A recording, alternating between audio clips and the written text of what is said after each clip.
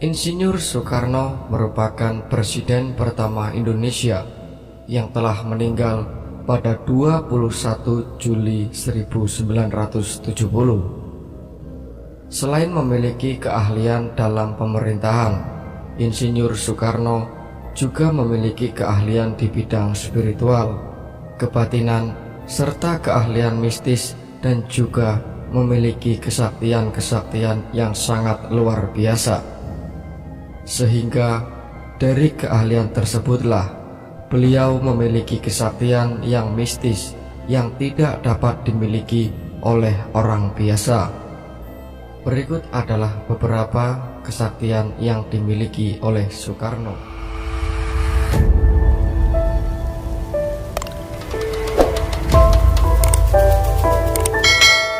Yang pertama, memiliki ilmu Sabdo Dadi. Ilmu ini sangat jarang ada yang memilikinya, dan Insinyur Soekarno lah salah satu pemimpin Indonesia yang memiliki ilmu tersebut. Keberadaan ilmu ini sudah terbukti, di mana saat beliau memberikan perintah selalu dilaksanakan dan ditaati oleh banyak orang ataupun bawahannya. Bahkan beliau adalah sosok yang paling disegani di PBB atau Perserikatan Bangsa-Bangsa, di mana ucapan yang disampaikan oleh beliau sangatlah besar dan luar biasa.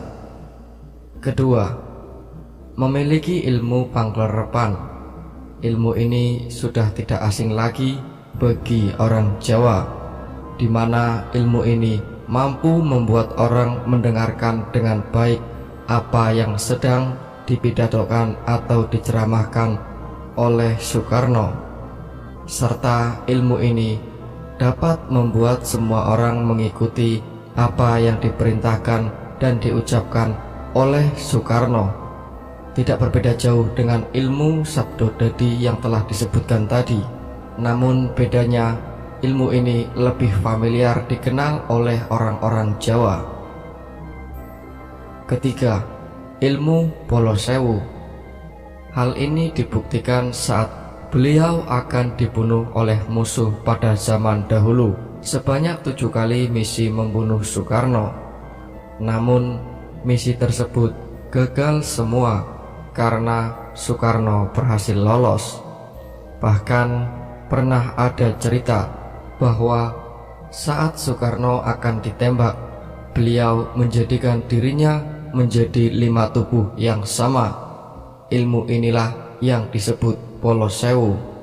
Ilmu ini bahkan bisa menjadikan Soekarno menjadikan dirinya lebih dari 5 orang, sehingga yang ditembak oleh musuh hanyalah bayangan dari Soekarno dan bukan dirinya yang asli.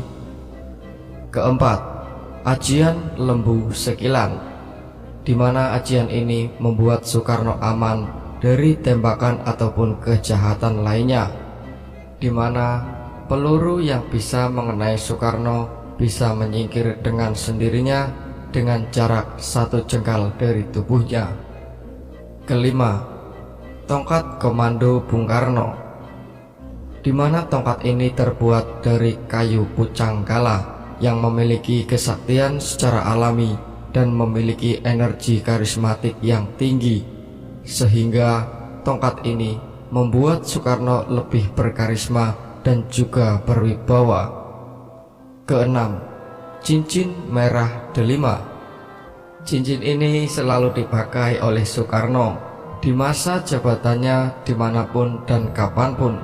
Cincin ini memiliki kesaktian yang sangat mistis. Bahkan kabarnya cincin ini berasal dari Kanjeng Ratu Kidul, yaitu sosok penguasa Laut Selatan.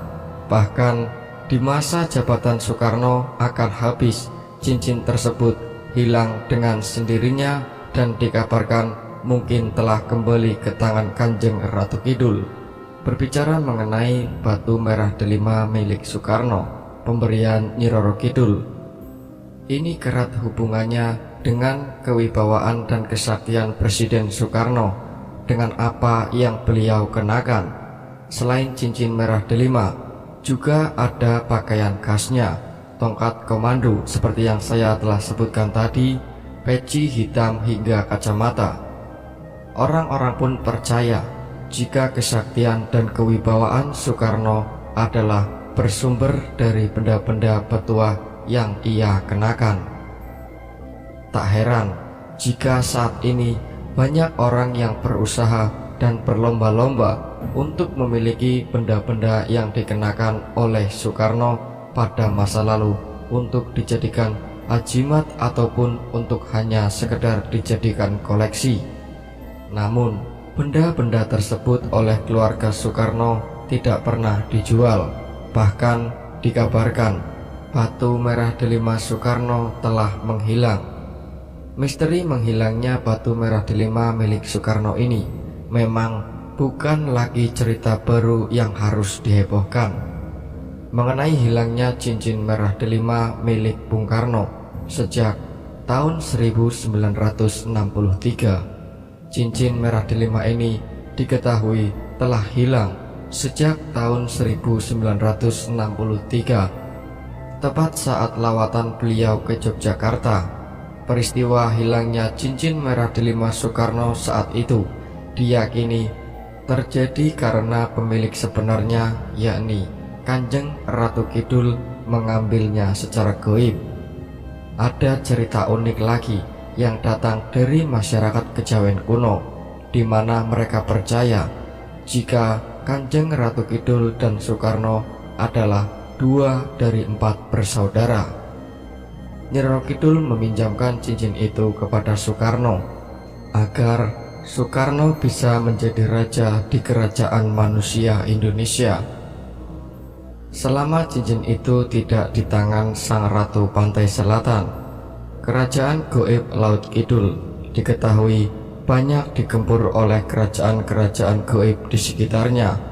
Oleh karena itu, dengan sangat terpaksa Nyi Roro Kidul mengambil mustika tersebut dari jari Soekarno.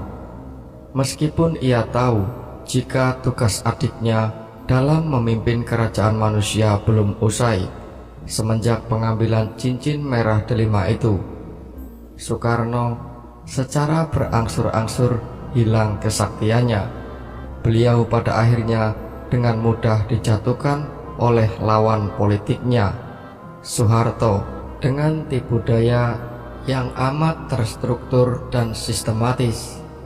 Namun saya katakan, ini hanyalah cerita yang bisa dibilang belum ada faktanya, karena memang hal-hal gaib ini sulit sekali untuk dibuktikan. Demikian mengenai kisah misteri batu merah delima Soekarno yang masih misterius hingga sekarang. Apapun itu, benar atau salah, Anda tidak boleh serta-merta meyakininya, karena semua ini hanya prediksi dan segelimut cerita dari orang-orang yang berhasil menembus alam lain dan mencari tahu kebenarannya. Semoga bermanfaat. Jika Anda ingin mendapatkan mustika merah delima yang benar-benar bertuah, merah delima dikenal sebagai sarana pelindung, keberuntungan, dan kerezekian yang melegenda. Ini bisa Anda miliki dengan jalur khusus ataupun melakukan tirakat yang benar-benar serius.